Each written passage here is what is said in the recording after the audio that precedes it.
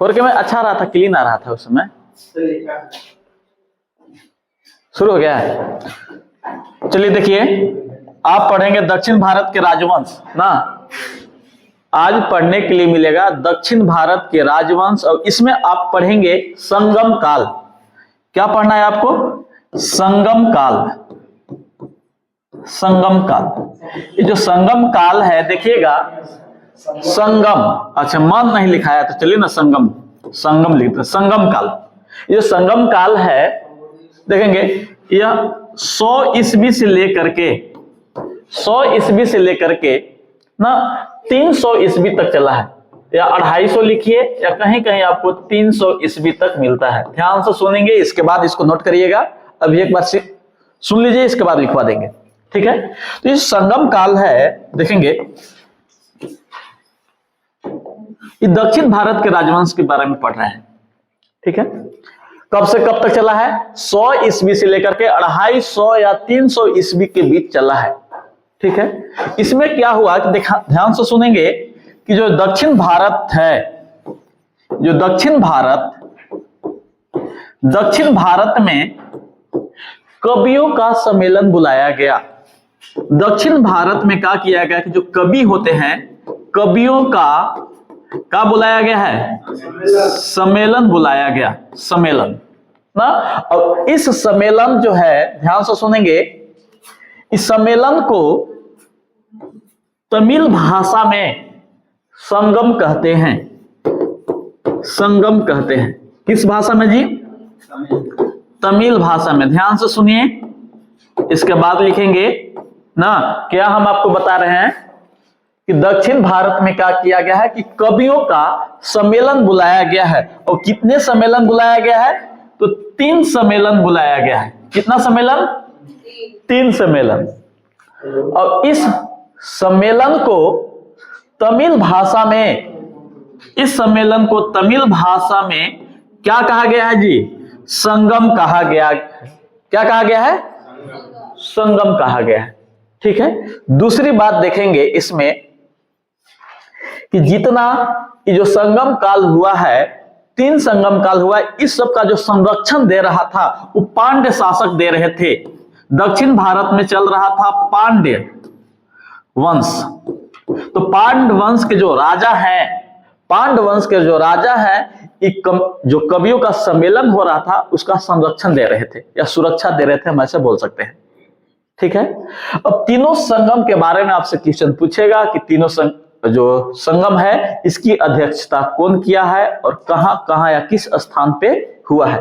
तो पहला हम लोग देखेंगे कि प्रथम संगम। क्या पढ़ने के लिए मिलेगा? प्रथम संगम देखेंगे। प्रथम संगम, प्रथम संगम तो कहेगा कि प्रथम जो संगम, संगम मतलब सम्मेलन। जैसे बाबू बौद्ध जो 4 गो बौद्ध संगीति हुआ था, तो 4 बार बौद्ध सभा हुआ कि नहीं, उसी तरह दक्षिण भारत में 3 बार कवियों का सम्मेलन हुआ है। और कवियों के सम्मेलन को क्या बोलते हैं? संगम बोलते हैं तमिल भाषा में, ठीक है। तो प्रथम संगम कहे कि प्रथम जो संगम है इसकी अध्यक्षता कौन किया है? तो इसकी अध्यक्षता हम लोग देखेंगे पहली। इसकी जो अध्यक्षता है वो अगस्त्य ऋषि ने किए हैं। अगस्त्य ऋषि ने किए हैं। अगस्त्य ऋषि के बारे में कहा जाता है कि इनका जो काशी बनारस है वहां इनका जन्म स्थान है।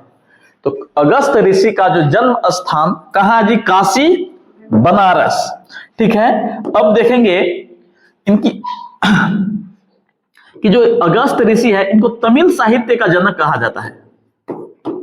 तमिल साहित्य का जनक, तमिल साहित्य का जनक किसे कहा जाता है जी? अगस्त्य ऋषि का। क्योंकि बाबू जब जो कवियों का जब सम्मेलन हुआ ना, जब कवियों का सम्मेलन होता है 3 बार, तो होता क्या है इसमें? ध्यान सुनेंगे, बहुत सारे तमिल साहित्य का रचना होता है। जैसे 3 बार कवियों का सम्मेलन हुआ कि नहीं, 3 बार संगम हुआ है। और इस संगम में क्या होता है कि तमिल साहित्य जो होती है, ग्रंथ होती है, उसमें बहुत सारे ग्रंथ की रचना होती है। कौन कौन होता है वो हम आपको लास्ट में बताएंगे, पहले इसको देख लेते हैं। तो प्रथम संगम की जो अध्यक्षता किसने किया है? कहाँ के हैं? काशी बनारस के हैं। इनका जन्म स्थान कहाँ है? काशी बनारस है। बाद में ये जाकर तमिलनाडु में बस जाएंगे। ठीक है। और हम आपको यह भी बता दें कि जितने भी तीनों जो संगम हुआ है वो आपको तमिलनाडु में हुआ है। तीनों संगम कहाँ हुआ है? आपको तमिलनाडु में आपको हुआ है तीनों संगम। ठीक है। दूसरी बात हम इसमें देखेंगे कि कहेगा कि जो प्रथम जो संगम है वो कहाँ हुआ है? तो मदुरा में।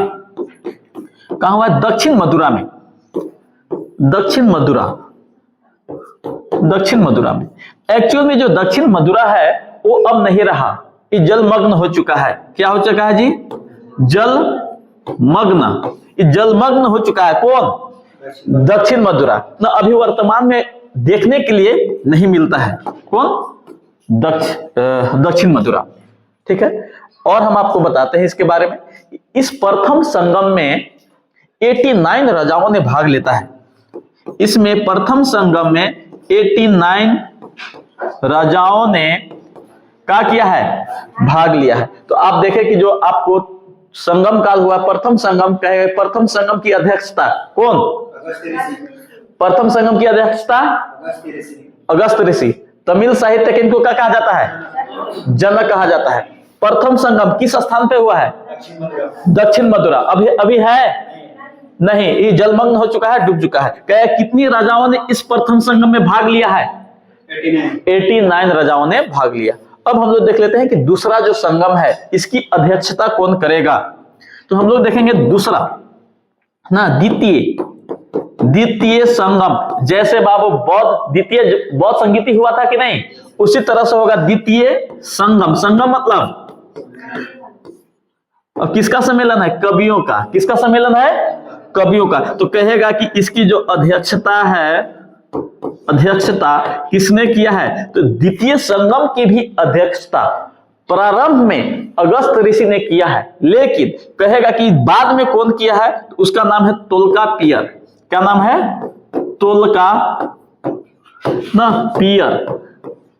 तोल्कापियर। नाम थोड़ा सा उठपटांग जैसा लगेगा, फिर भी इसको याद करना है। कहीं क्वेश्चन आपसे पूछेगा कि द्वितीय संगम की अध्यक्षता किसने किया है जी? तोल्कापियर ने। किसने किया है? तोल्कापियर ने। अब देखेंगे कहेगा ये कहां हुआ है? कहां मतलब किस स्थान पे हुआ है? ये कहां हुआ था जी? तो ये हुआ है आपको कपाटपुरम में।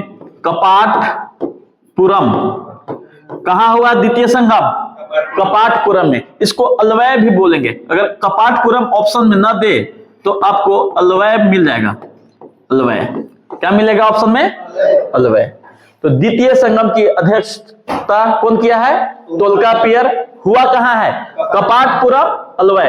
तीनों के तीनों हम बताया कि तीनों को तीनों जो संगम होगा वो तमिलनाडु में ही होगा ना।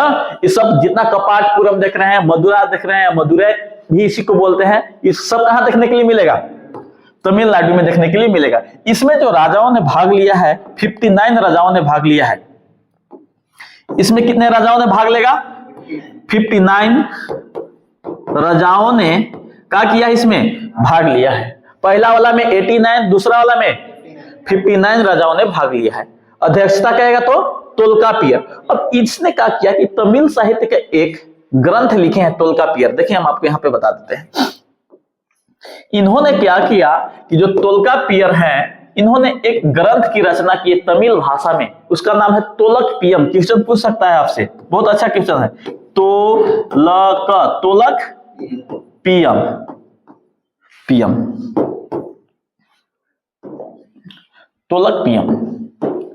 तोलकपियम। तो बताइए कि तोलकपियर किस ग्रंथ की रचना किए हैं? एक इन्हीं का नाम जैसा नहीं लग रहा है, याद हो जाएगा कि तोल्कापियर ने किस ग्रंथ की रचना की है जी? किस भाषा में है? तमिल भाषा में था। तमिल भाषा में। ठीक है, तोल्कापियम। अब हम लोग देखेंगे, या ऐसा भी क्वेश्चन आ सकता है कि तोलकपियम की जो रचना है किस संगम में हुआ है जी? तो द्वितीय संगम में। किस संगम में? द्वितीय संगम में। अब हम लोग देख लेते हैं तृतीय संगम।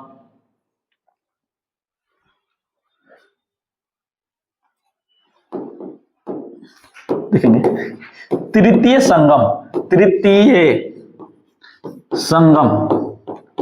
तृतीय संगम। अब इसकी अध्यक्षता आपसे पूछ दे कि इसकी अध्यक्षता कौन किया था तृतीय संगम का, तब मारेंगे नेकियर। कौन किया है? नेकियर। नाम हम बोले कि इस सब का नाम आपको थोड़ा सा टाइम लगेगा, फिर भी याद करना है। क्या करिएगा? पहला वाला क्या था? का टोलका पियर। एक अध्यक्षता कौन किया है? नेकियर। कौन किए हैं?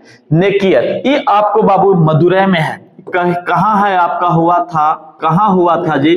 तो यह आपको हुआ है ना मदुरै। मदुरै, मदुरै तमिलनाडु में आपका हुआ है। उत्तरी मदुरै में हुआ था, दक्षिणी वाला में हुआ था, वो डूब गया था। ये उत्तरी मदुरै में हुआ, अभी है ये मदुरै। ठीक है, यहाँ बहुत सारा मंदिर आपको देखने के लिए मिलता है। इसके बाद हम आपको बताते हैं इस तृतीय संगम में, कहेगा कि तृतीय संगम में कितने राजाओं ने भाग लिया है? तो इसमें भाग लिया है बाबू 49 राजाओं ने। 49 राजाओं ने क्या किया है? भाग लिया है तृतीय संगम में ना। तो अब हम लोग देख लेते हैं, तीनों को एक बार रिवीजन करा देते हैं, इसके बाद आगे बढ़ते हैं। कहेगा प्रथम संगम की अध्यक्षता कौन? प्रथम संगम की अध्यक्षता कौन? कहां हुआ है? कहां हुआ है? दक्षिण। इसमें क्या कोई पुस्तक लिखी गई है? कोई नहीं। मतलब कहा जाता है कि साहित्य जो जानकारी है पहला वाला से नहीं मिलता है। साहित्य जानकारी, लिखा हुआ जानकारी नहीं मिला है। साहित्य जानकारी किसका? प्रथम संगम। लेकिन द्वितीय जो संगम हुआ है इसका अध्यक्षता कौन किया है? टोलका पियर। इस समय में कौन से ग्रंथ की रचना? तोलक का। कौन ग्रंथ? कहां हुआ है? कितने राजाओं ने भाग लिया इसमें? 50।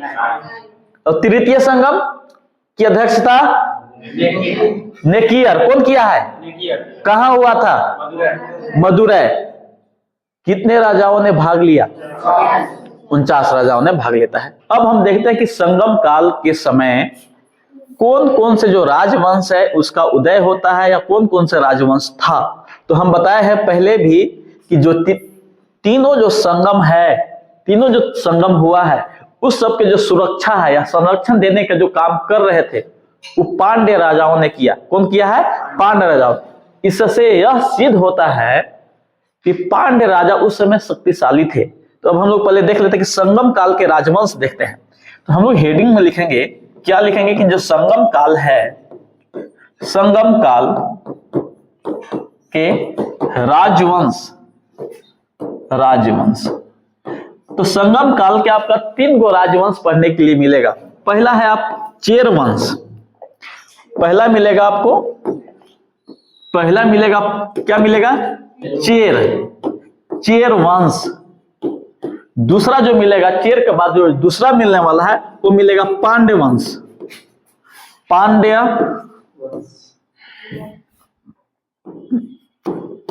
वंश। और तीसरा जो आपको मिलेगा वो चोल वंश। चोल वंश के 2 शाखा पढ़ने के लिए मिलता है। पहला भी मिलेगा और फिर बाद में 800 ईस्वी के बाद भी मिलता है चोल वंश पढ़ने के लिए, 9वीं शताब्दी में। ठीक है, अभी हम लोग देख लेते हैं इसको कि संगम काल के जो समय है 3 राजाओं के बाद 3 वंश के बारे में पढ़ने के लिए मिलेगा ना। पहले चेर वंश, पांड्य वंश और चोल वंश। इसका अगर आप मैप में स्थिति देखें, इसका अगर आप मैप में स्थिति देखिएगा तो क्या देखने के लिए मिलेगा? मान लीजिए कि भारत का नक्शा है,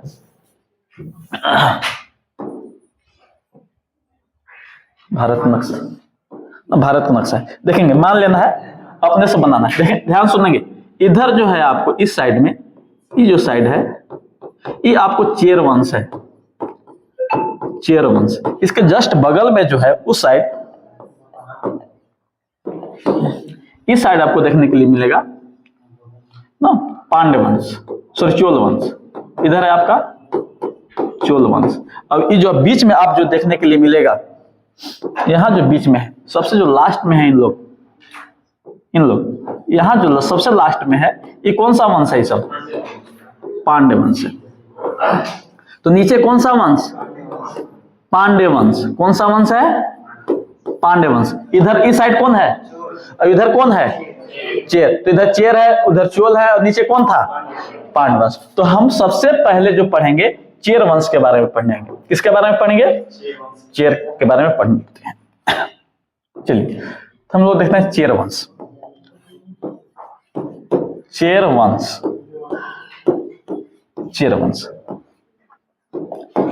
ध्यान से सुनेंगे, चेर वंश ना, कहेगा कि इसका जो अर्थ, चेर का जो अर्थ होता है, इसका हम लोग अगर अर्थ देखें, पर्वतीय देश होता है। क्या होता है? पर्वतीय देश। तो बताइए कि चेर वंश जो है उसका अर्थ कौन सा देश होता है? पर्वतीय देश होता है। ठीक है। दूसरी बात हम लोग देखेंगे, कहेगा कि संगम काल जो है, संगम काल के सबसे प्राचीन राजवंश, सबसे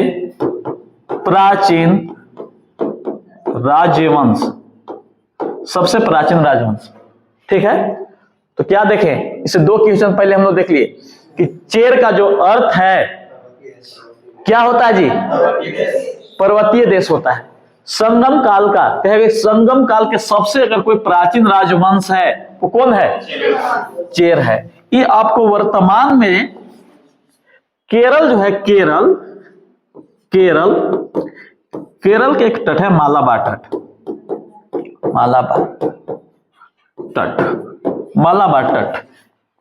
के स्थिति आपको देखने के लिए मिलेगा। तो चेर वंश है वो कहाँ है? केरल के मालाबार तट के पास ना। केरल के जो भी मालाबार तट है वहीं पे इसका स्थिति देखने के लिए मिलता है। किसका?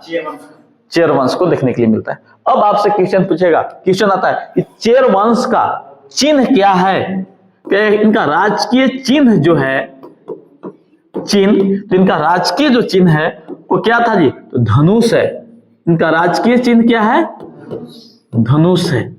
ठीक है। राजधानी पूछ सकता है, कहेगा कि इनकी राजधानी, चेरों का जो राजधानी ना, दो तीन जगह आपको देखने के लिए मिलेगा। एक तो है वंजी अगर ऑप्शन में ना दे तो वांची देगा, और वांची भी ऑप्शन में ना दे तो करूर दे देगा, करूर। तो आप इसका राजधानी इतना याद कर सकते हैं, वंजी, वांची और करूर। आपको तीनों राजधानी रट के रखिए, कोई भी आपका ऑप्शन में आ सकता है। ठीक है। तो देखेंगे इसका राजधानी आपको कौन कौन? वंजी के बाद वांची और फिर करूर इसकी राजधानी थी। ठीक है।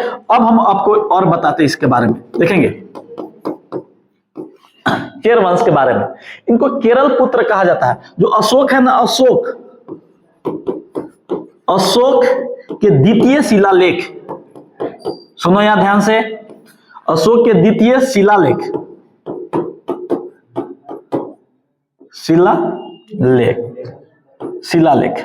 देखिए ध्यान से सुनेंगे। अशोक के द्वितीय शिलालेख में केरल पुत्र के नाम से जाना जाता है। किससे जाना जाता है? केरल पुत्र। मतलब अशोक जो है, अशोक उसका जो शिलालेख है, और अशोक के कौन सा शिलालेख? द्वितीय शिलालेख में ना, उसको किस नाम से जाना जाता है जी? केरल पुत्र के नाम से जाना जाता है ना। जो ऐतरे ब्राह्मण है, ऐतरे ब्राह्मण में चेरापत कहा जाता है ना, चेरापत भी इसको बोलते हैं। तो चेरापत जो है, चेर है तो चेरापत किस में कहा जाता है? ऐतरे ब्राह्मण में। किस में कहा जाता है? ऐतरे ब्राह्मण में कहा जाता है। ध्यान से सुनेंगे, एक्चुअल में जो केरल है उस समुद्र के तट के पास है कि नहीं है? तो यहां बंदरगाह भी देखने के लिए मिलेगा। तो बड़ा ही अच्छा क्वेश्चन बनता है कि जो चेर वंश में जो है, चेर वंश ना, यहाँ कौन से प्रमुख बंदरगाह? तो दो को प्रमुख बंदरगाह आप याद रखेंगे, बंदरगाह ना, हाँ प्रमुख बंदरगाह। ये जो बंदरगाह है, एक तो है मुजीरिस, नाम है मुजीरिस, और दूसरा जो बंदरगाह आप लिखेंगे मुसीरी। ये दो को प्रमुख बंदरगाह है ना। तो चेर वंश के समय, या चेर वंश जो चल रहा था, उसमें दो को प्रमुख बंदरगाह, एक तो कौन है? मुजीरिस, और दूसरा मुसीरी। अब यहां से कहा जाता कि रोम में व्यापार होता था। इस बंदरगाह से कहां तक व्यापार होता था? रोम साम्राज्य तक व्यापार होता था, रोम तक व्यापार होता था। यहाँ जो मसाला है जो केरल का, या जो काली मिर्च है, उसका व्यापार होता था, भारत से जाता था।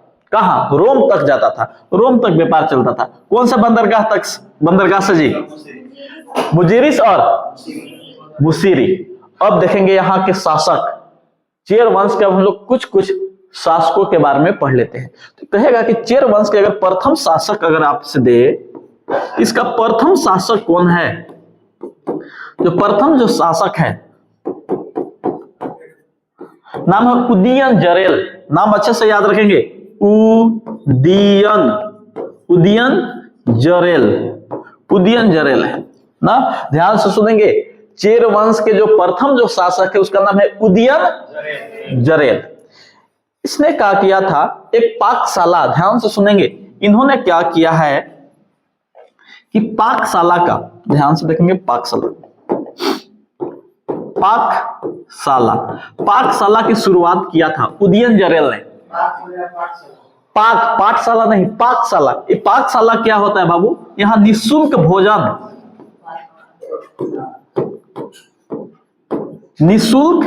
भोजन की व्यवस्था की गई थी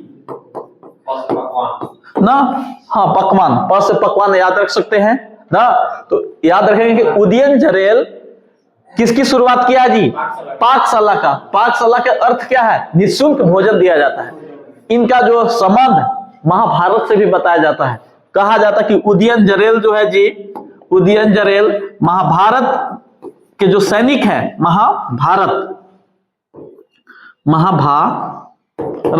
महाभारत के जो सैनिक हैं उनको भोजन कराया है, भोजन की व्यवस्था। ध्यान से सुनेंगे, उदयन जरेल का जो संबंध है किससे मिलता है? महाभारत से। कहा जाता है महाभारत के जो सैनिक हैं उनको क्या किया था? भोजन करवाया है। क्या करवाया है? भोजन की व्यवस्था किया है, भोजन करवाया है। कौन जी? उदयन जरेल। अब देखेंगे इसमें से अगर सबसे कोई प्रमुख या प्रतापी शासक है इस वंश के, कहेगा कि चेर वंश के सबसे प्रतापी शासक,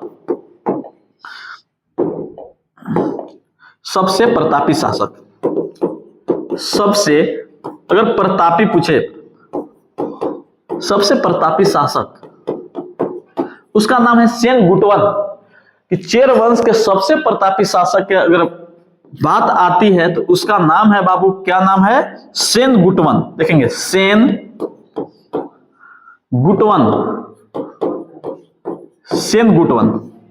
कौन है? सेन गुटवन। देखेंगे, सेन गुटवन से एक क्वेश्चन बार बार पूछा हुआ है कि लाल चेर किसको कहते हैं ना। तो इसको एक नाम है, इनको जानते हैं क्या कहा जाता है? लाल चेर। बहुत बार आया है, याद रखेंगे, लाल चेर कहा जाता है। तो लाल चेर के नाम से कौन जाने जाते हैं? सेन गुटवन। और चेर वंश का जो सबसे प्रतापी शासक है वो कौन है? सेन गुटवन है। दूसरी बात हम लोग और देखेंगे यहां से कि इसने क्या किया है? सेन गुटवन ने कनकी पूजा की शुरुआत किया है। देखेंगे इसने क्या किया है, ध्यान से सुनेंगे। इसने मतलब सेन गुटवन ने कनकी पूजा, कनगी लिखेंगे, कनकी नहीं, कनगी पूजा की शुरुआत किया। ये जो कनगी पूजा है बाबू, इसको पत्नी पूजा कहते हैं। हाँ, जो पत्नी है, धर्म पत्नी है, उसकी पूजा करता है। तो कनगी पूजा का संबंध किससे है? पत्नी पूजा से। किससे? पत्नी पूजा से। जैसे पत्नियों के लिए होता है ना, पति परमेश्वर है, इसने क्या किया?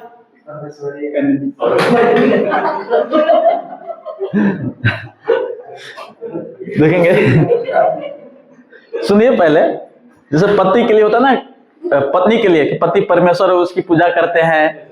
उसने भी क्या किया? सेन गुटवन ने पत्नी की पूजा किया, उसको क्या रखा? कनगी पूजा। क्या कहा गया? कनगी पूजा। तो कहे कनगी पूजा की शुरुआत किसने किया है? सेन गुटवन ने। अब यहां तक भारत के राजा के छोड़िए, इसने श्रीलंका के राजा को बुलाया, इसमें आमंत्रित किया। मतलब इस सेन गुटवन के पूजा में कहां का राजा आया है? हाँ, श्रीलंका के जो शासक है, राजा है, जिसका नाम है गजबाहु। गजबाहु को आमंत्रित किया कनकी पूजा में। ठीक है, पत्नी पूजा जो होता है, जो कनगी पूजा है, उसमें किसको बुलाया है? श्रीलंका के राजा को आमंत्रित करता है, जिसका नाम है गजबाहु। ये भी आते हैं ना, और इसमें शामिल होते हैं कनकी पूजा में। ठीक है, आप लोग भी कंद की पूजा करें। आपके लिए जो पत्नियां हैं बहुत सारे पूजा करती है। हाँ, आपको भी जरूरी है। देखेंगे इसमें एक है शासक है जिसका नाम है पेरुन। पेरुन, जरेल, इरम, इरम, पोरई, पोरई।